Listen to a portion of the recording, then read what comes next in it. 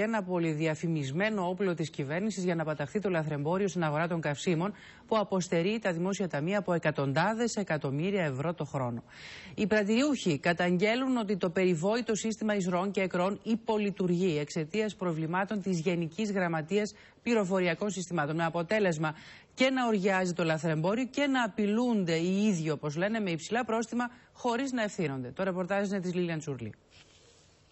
Ένα από τα κορυφαία διαρθρωτικά μέτρα της κυβέρνησης, ένα από τα μέτρα που προκάλεσε θύελλα αντιδράσεων, είναι ακόμα υποκατασκευή. 2 μήνες πέρασαν από την υποτιθέμενη έναρξη του συστήματος για την πάταξη του λαθρεμπορίου στα καύσιμα. 1.200 πρατηριούχοι σε Αθήνα και Θεσσαλονίκη υπέγραψαν τις συμβάσεις. Μόνο 350 πρατήρια έχουν εγγραφεί στα Μητρώα της Γενικής Γραμματείας Πληροφοριακών Συστημάτων, όπου και στέλνουν τα στοιχεία των ποσοτήτων που αγοράζουν και πουλάνε.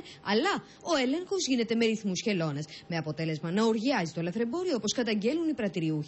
Όχι μόνο δεν έχει τεθεί σε λειτουργία, αλλά μόλις τώρα προκηρύχθηκε ο μειοδοτικός διαγωνισμός για την προμήθεια του ανωτέρου συστήματος της Γενικής Γραμματείας Πληροφοριακών Συστημάτων. Ομολογείται από την πολιτεία η ανικανότητα να ελέγξει την αγορά για το λαθρεμπόριο. Υπάρχουν πολλές φορές καθυστερήσεις στο σύστημα υποδοχής των στοιχείων, γιατί προσπαθούμε να λύσουμε προβλήματα ασφάλειας. Όμως και από το σύνολο των μπενζινοπολών σε Αθήνα και Θεσσαλονίκη, μόλις 350 έχουν δώσει στοιχεία στο σύστημα. Το δικό μας πρόβλημα θα λυθεί πολύ σύντομα. Σύμφωνα με εκτιμήσεις, το λαθρεμπόριο καυσίμων κυμαίνεται στα 600 εκατομμύρια το χρόνο και το σύστημα εισρών νεκρών υπόσχονταν πάταξή του κατά 95%. Άρα από τα δημόσια ταμεία εξακολουθούν να χάνονται πάνω από 500 εκατομμύρια ετησίως. Από την Ελλάδα προς τα Σκόπια διακινήθησαν 220.000 τόνοι καυσίμων.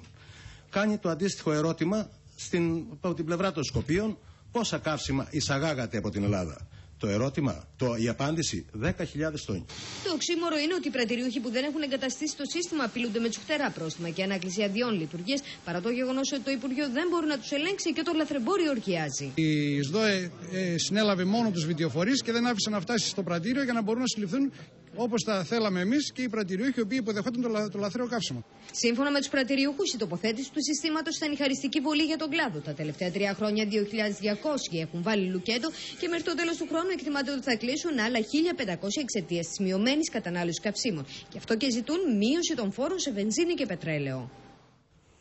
Το ΣΥΡΙΑ λοιπόν συνεχίζεται και το ερώτημα είναι, Γιώργο, ενώ αυτό το μέτρο είχε διαφημιστεί ως ένα χρυσό βέλος στη φαρέτρα της κυβέρνησης για να πατάξει το λαθρεμπόριο καυσίμων, βλέπουμε ότι τίποτα δεν έχει αποδώσει.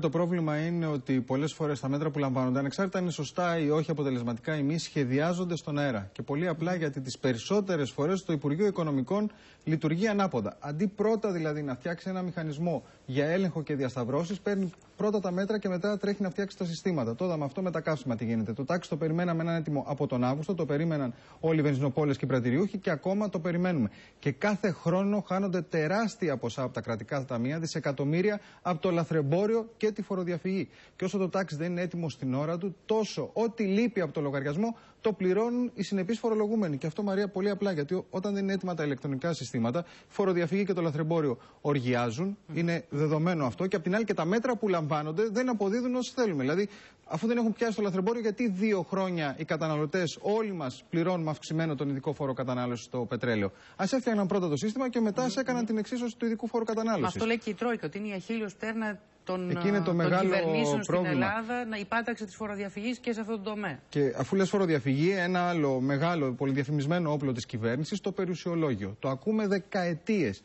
Πάνω από 2 δεκαετίες. Και ακόμα δεν ξέρουμε αν θα λειτουργήσει το 2014. Πώς θα πιάσουν λοιπόν τη φοροδιαφυγή, αν δεν μπορούν να διασταυρώσουν εισοδήματα και δαπάνες. Αυτά λοιπόν βλέπει η Τρόικα και δεν μας εμπιστεύεται. Δεν πιστεύει ότι θα πατάξουμε τη φοροδιαφυγή, δεν πιστεύει ότι θα περιορίσουμε το λαθρεμπόριο. Γι' αυτό συνέχεια ζητάει νέα μέτρα, διότι βλέπει πολύ απλά ότι οι παθογένειες του παρελθόντος δεν κόβονται μαχαίρι. Λείπει και εδώ, Μαρία, δυστυχώς, η πολιτική βούληση. Τα συστήματα υπάρχουν. Το ανθρώπινο δυναμικό υπάρχει. Η απόφαση να κοπεί το κακό από τη ρίζα του δεν έχει έρθει ακόμα, με αποτέλεσμα να δυναμητίζεται και το πρωτογενές πλεόνασμα.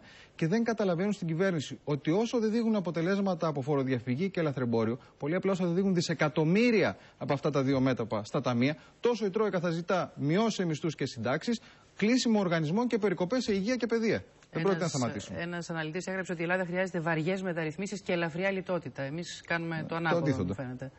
Σε ευχαριστούμε.